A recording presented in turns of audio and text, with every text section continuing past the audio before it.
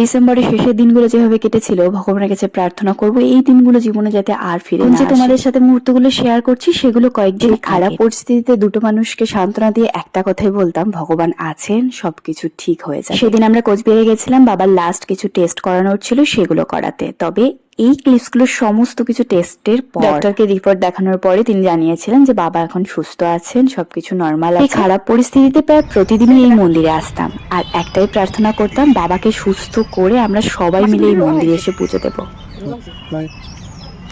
কথা মতো বাবা যেদিন বাড়ি ফিরেছিল সেদিন কিন্তু মন্দিরে পুজো দেওয়া হয়েছে। আর সেদিন আমি নিজে অসুস্থ থাকায় সেই পুজোতে থাকতে পারিনি।